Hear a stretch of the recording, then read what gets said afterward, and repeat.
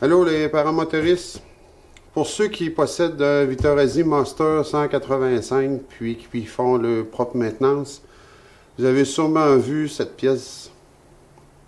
C'est la pièce qui joint le crankshaft arrière du moteur avec la partie mobile du lanceur manuel. Donc vous avez compris que ça vient ici. Les dents intérieures qui viennent à user par usure naturelle ou par mauvaise installation du démarreur, bon, eux ils vont s'accrocher dans les dents qu'on voit là, qui pivotent vers l'extérieur. Donc avec le temps, si ça vient tellement user, ça n'a plus d'emprise ou ça vient échapper quand le moteur tombe en compression. Bon, c'est toujours plate de s'empêcher de voler pour un bris mécanique qu'on peut prévoir. La mienne est usée, comme on peut voir ici, sur 3 dents. C'est pas encore fatal. Par contre, l'été s'en vient, ça me tente pas de rester au sol pour un bris aussi minime, là, mais important dans le fond. Fait que ce que j'ai fait, je suis allé chercher un boulon, 3 boulons M5 dans une coopérative agricole. Ça a coûté 25 cents chacun, un total de 85 ou 86 cents. Beaucoup moins dispendieux que changer la cloche. Puis le concepteur de chez Vitorozy a inséré 3 trous comme ça, tout le tour de la cloche. Ils sont filetés justement à M5. Donc c'est ce que j'ai fait. Je suis allé chercher ça. J'avais aussi en main une tête all-in. J'ai préféré la tête régulière, 8 mm, à cause de l'épaisseur. Vu qu'il est plus mince, ça me donne plus d'éclairance entre les deux pièces.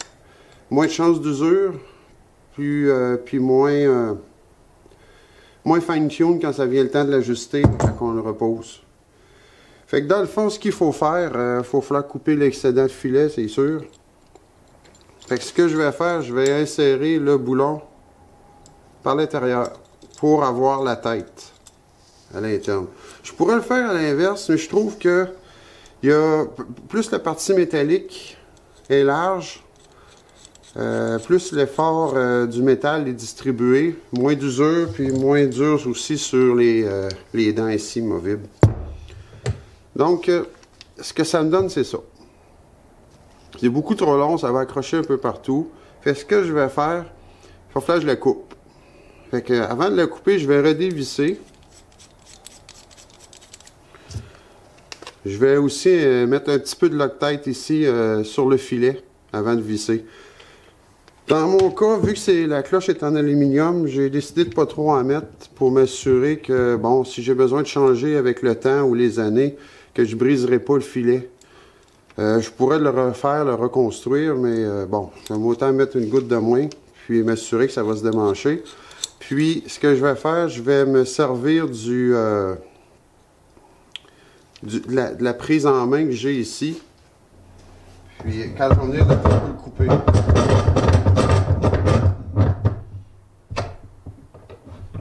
Donc, je vais me garder à peu près, je dirais 1,5 mm de plus long. Ce qui va me permettre de river le dessus de la botte comme il y a ici. Donc, j'ai du Loctite, plus je suis rivé. C'est impossible que ça se démanche en vol ou que ça se démanche au sol puis que je ne sois plus capable de démarrer le moteur. Donc, c'est ce que je vais faire, c'est simple. C'est une idée qui vient de quelques sites sur Internet. J'ai rien inventé, j'ai juste mis en pratique ce qui était démontré. Pour ceux qui sont un peu moins mécaniques, ben ça va vous donner l'idée comment le faire. Ça coûte en bas du $. Puis je coupe la caméra, je fais le travail, je reviens. Ok, c'est riveté, ça me prend environ 40 secondes par vis. C'est pas très long à faire. Je vais rassembler. Je vais m'assurer d'avoir le torque wrench avec moi. C'est important, surtout si c'est des moteurs en aluminium. C'est plus qu'important à respecter.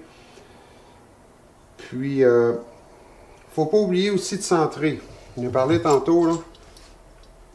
Faut s'assurer qu'elle soit vraiment au centre. Ici, c'est facile parce que je l'ai dans la main. Je m'assure qu'avec la vôtre, je sois au centre. Sauf que pour le rassembler, ce que je vais faire... Excusez. Ce que je vais faire... Je vais utiliser une règle rigide.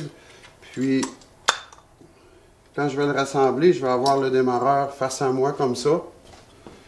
Puis, je vais aller prendre la lecture en arrière. Donc, exemple, ici, j'étais à 1 pouce. Je vais faire le tour pour m'assurer que 90 degrés plus loin, j'étais encore à 1 pouce. Là, je suis environ là. Je vais faire le tour. Puis, bon, si j'ai 1 pouce chaque côté, c'est une valeur arbitraire, là. Ça veut dire que je suis correct. Puis, pour éviter les problèmes, ce que j'ai fait auparavant dans une autre maintenance, j'ai dévissé la vis. Faites attention, il y a un ressort au centre, puis un ressort sur chacune des dents ici. Pour ne pas les perdre, c'est important. Si vous en perdez un, ça ne fonctionne plus. Donc, j'ai retiré ça. Il y a un ressort en arrière, il faut faire attention. Pour pas qu'il nous revole dans les yeux. Puis c'est souvent le ressort arrière, pas celui qu'il y a ici, mais en arrière du disque qui brise la plupart du temps. Donc, j'ai retiré, je l'ai séparé, puis la partie blanche, c'est du téflon. Par contre, il y a un frottement qui se fait dans cette partie-là, à partir du centre à venir jusqu'ici. J'ai mis de la graisse synthétique à motoneige. C'est une graisse qui ne vient pas épaisse avec le froid, ou à peu près pas. Donc, ça reste fluide. Si on regarde ici, j'ai pas ma tuque pour rien, là. Il fait pas trop froid dans le garage, j'ai pas chauffé pour faire le film. C'est très fluide comme mouvement, ça va bien. Bon, on n'en met pas trop parce que de la graisse, ça a tendance à faire coller les impuretés et la poussière aussi. Donc, c'est pas ce qu'on veut, ça peut venir à bloquer. J'en ai mis une petite partie.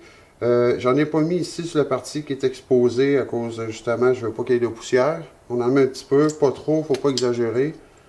Puis, en dessous du couvercle, j'en ai mis un petit peu aussi. Encore là, pas trop. Puis, c'est flexible, ça va bien. Donc, on ramange, puis ça devrait vous avoir coûté en bas d'$1 pour réparer votre Master.